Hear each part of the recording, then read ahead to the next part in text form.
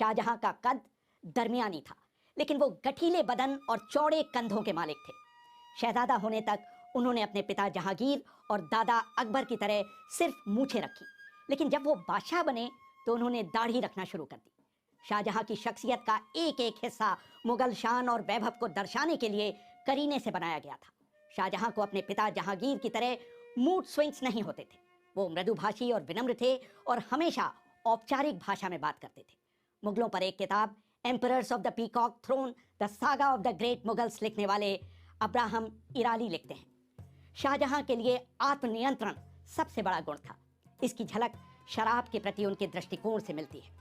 24 साल की उम्र में पहली बार उन्होंने शराब का स्वाद चखा, वो भी तब जब उनके पिता ने उसे चखने के लिए उन्हें मजबूर किया। अगले 6 सालों तक उन्होंने कभी कभार ही शराब चखी। वर्ष 1620 में जब वो दक्षिण के अभियान पर निकले तो उन्होंने पूरी तरह से शराब छोड़ दी और अपनी शराब के पूरे भंडार को चंबल नदी में उंडेल दिया। शाहजहां एक परंपरावादी मुसलमान जरूर थे, लेकिन वो संत या वैरागी नहीं थे। शानो शौकत से उनका प्यार अपने पिता जहांगीर से कम नहीं था। इटालियन इतिहासकार निकोलाओ मनुची लिखते हैं, राजपाट से अपना ध्यान बटाने के लिए शाहजहां संगीत और नृत्य का सहारा लिया करते थे। कई तरह के संगीत वाद्य और शेर व शायरी सुनना उनकी आदत में शुमार था। वो खुद भी अच्छा खासा गा लेते थे। उनके साथ गाने और नाचने वाली लड़कियों का एक समूह हमेशा चलता था, जिन्हें कंचन नाम से पुकारा जाता था। वैसे तो शाहजहां की अय्याशी के बहुत से किस्से मशहूर हैं, लेकिन जब तक उनकी पत्नी मुमताज महल जीवित रहीं, वो पूरी तरह से उनको समर्पित थे। यहाँ तक कि उनकी दूसरी पत्नियों तक की उनके निजी जीवन में बहुत कम जगह थी। शाहजहां के दरबारी इतिहासकार इनायत खां अपनी किताब शाहजहां नामा में लिखते हैं, दूसरी महिलाओं के प्रति शाहजहां की भावनाएं मुमताज महल के प्रति उनकी भावना का 1000वां हिस्सा भी नहीं थी। चाहे वो महल में हों या बाहर, वो उनके बगैर नहीं रह सकते थे। मुमताज न सिर्फ बला की सुंदर थीं, जिनसे शाहजहां को बेपनाह प्यार था, बल्कि वो राजपाट में भी उन पर उसी तरह निर्भर रहा करते थे जैसे जहांगीर नूरजहां पर।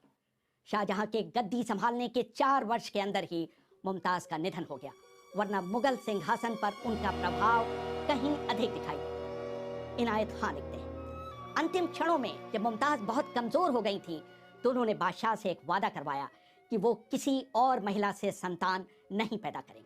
उन्होंने कहा कि उन्होंने सपने में एक ऐसा सुंदर महल और बाग देखा है जैसा इस दुनिया में कहीं नहीं है। मेरी आपसे गुजारिश है कि आप मेरी याद में वैसा ही एक मकबरा बनवाएं। मुमताज ने 17 जून 1631 को बुरहानपुर में अंतिम सांस ली। अपने 14वें बच्चे को जन्म देते समय उनकी प्रसव पीड़ा 30 घंटों तक चली और तमाम कोशिशों के बावजूद उन्हें बचाया नहीं जा सका। इससे पहले शाहजहां ने जरूरतमंदों को इस उम्मीद में पैसे बंटवाए कि शायद खुदा उनकी पत्नी को बचा ले, लेकिन तमाम डॉक्टरों और हकीमों की लाख कोशिशों के बावजूद उन्हें बचाया नहीं जा सका। इनायत खां लिखते हैं, शाहजहां पर इस मौत का बहुत बुरा असर हुआ। वो इतने गमजदा थे कि पूरे 1 हफ्ते तक न वो अपने कक्ष से बाहर आए और न ही उन्होंने राजपाट के किसी काम में हिस्सा लिया। उन्होंने संगीत सुनना, गाना और अच्छे कपड़े पहनना सब कुछ छोड़ दिया। अगले 2 सालों तक और उसके बाद हर बुधवार को, जिस दिन मुमताज का निधन हुआ था, उन्होंने सिर्फ सफेद कपड़े ही पहने। लगातार रोने की वजह से उनकी आंखें कमजोर हो गईं और उन्हें चश्मा पहनने के लिए मजबूर होना पड़ा।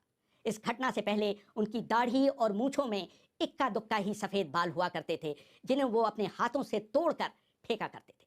लेकिन कुछ दिनों के भीतर उनकी 1/3 दाढ़ी सफेद हो गई। एक समय पर उन्होंने राजगद्दी छोड़ने का भी मन बनाया, लेकिन फिर उन्होंने ये सोचकर ऐसा नहीं किया कि बादशाहत एक पवित्र जिम्मेदारी है जिसे निजी त्रासदी के कारण नहीं छोड़ा जा सकता। मुमताज महल को पहले बुरहानपुर में तापी नदी के किनारे एक बाग में दफनाया गया।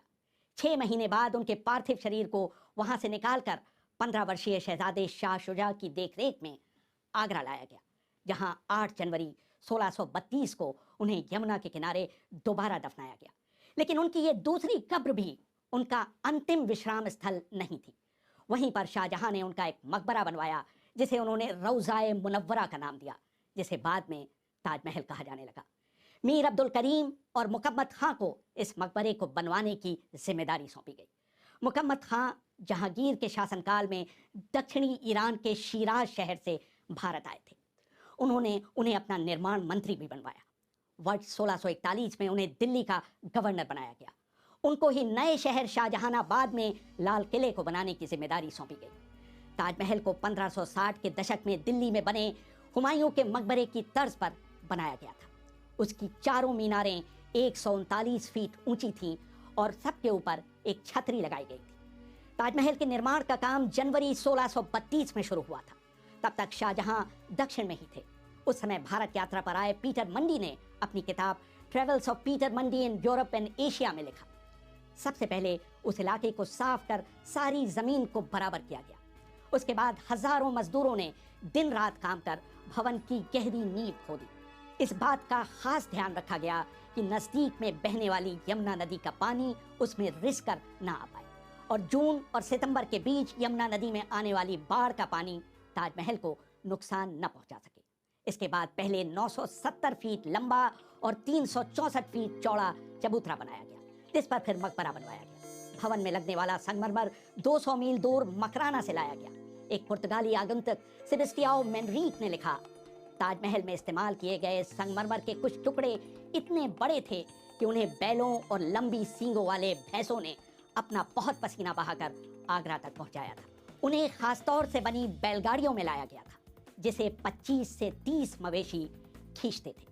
ताजमहल पर Taj Mahal passion and genius at the heart of the Mughal empire लिखने वाले डायना और माइकल प्रेस्टन लिखते हैं, ताजमहल को बनाने के लिए बांस और लकड़ी की बल्लियों और ईंटों का एक मचान बनाया गया।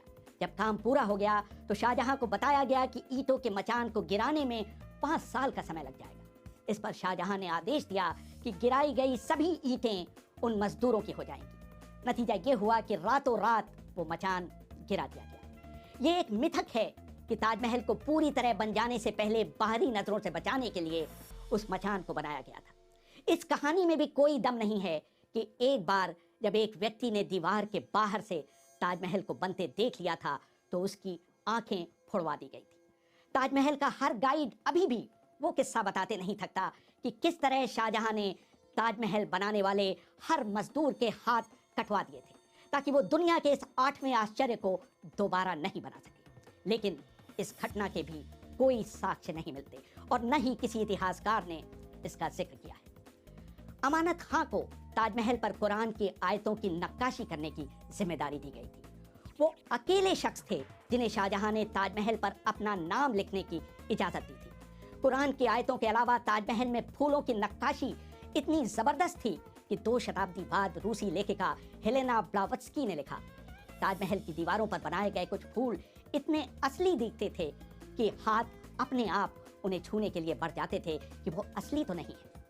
ताजमहल की इमारत में 40 अलग अलग रत्नों को जड़ा गया था, जिन्हें शाहजहां ने एशिया के अलग अलग हिस्सों से मंगवाया था। डायना और माइकल प्रेस्टन लिखते हैं, हरे रंग के पत्थर जेड को सिल्क रूट से काश कर चीन से लाया गया था। नीले रंग के पत्थर लापीस लसूली को अफगानिस्तान की खानों से मंगवाया गया था। फिरोजा तिब्बत से लाए गए थे, जबकि मूंगों को अरब और लाल सागर से मंगवाया गया था। पीले अंबर को ऊपरी बर्मा और माणिक को श्रीलंका से लाया गया था। लहसुनिया पत्थर को मिस्र में नील घाटी से मंगवाया गया था। नीलम को अशुभ माना जाता था, इसलिए उनका इस्तेमाल नहीं के बराबर किया गया था। शाहजहां के समय के इतिहासकार अब्दुल हमीद लाहौरी ने अपनी किताब पातशाह नामा में ताजमहल के बनने की कीमत 50 लाख रुपए आंकी है, लेकिन दूसरे इतिहासकारों का मानना है कि यह कीमत सिर्फ मजदूरों को दिए जाने वाले वेतन की है और इसमें भवन में लगने वाले सामान के मूल्य को शामिल नहीं किया गया है। बाद में मिले दस्तावेजों के आधार पर कुछ इतिहासकारों ने ताजमहल के बनने की कीमत 4 करोड़ रुपए आंकी है। भवन के निर्माण का सारा पैसा सरकारी खजाने और आगरा प्रांत के खजाने से दिया गया। आने वाले समय में ताजमहल के रखरखाव के लिए शाहजहां ने आदेश दिया था कि आगरे के आसपास के 30 गांवों से मिलने वाली मालगुजारी का इस्तेमाल इस काम में किया जाए। जब 1659 में शाहजहां के बेटे औरंगजेब ने अपने पिता को गद्दी से उतारकर उन्हें कैद कर दिया तो वो कुछ दिनों बाद बीमार पड़ गए। जब उन्हें ये लगने लगा कि अब उनके पास बहुत अधिक समय नहीं बचा है तो उन्होंने इच्छा प्रकट की कि उन्हें उस छज्जे पर रखा जाए जहां से वो हर समय अपने बनवाए गए ताजमहल को देख सके। उसी छज्जे पर कश्मीरी शॉल में लिपटे हुए शाहजहां ने 21 जनवरी 1666 को इस दुनिया को अलविदा कहा। उस समय उनकी बेटी जहां आरा उनके साथ थी। उनके पार्थिव शरीर को संदल की लकड़ी से बने ताबूत में लिटाया गया। उनकी बेटी चाहती थी कि राजकीय ढंग से उनका अंतिम संस्कार किया जाए, लेकिन औरंगजेब ने उनकी इस इच्छा का सम्मान नहीं किया। उन्हें चुपचाप कुरान की आयतों के उच्चार के बीच ताजमहल में उनकी पत्नी मुमताज महल की बगल में दफन किया गया। मुगलों के पतन के बाद 1803 में अंग्रेज जनरल लेक का आगरा पर कब्जा हो गया।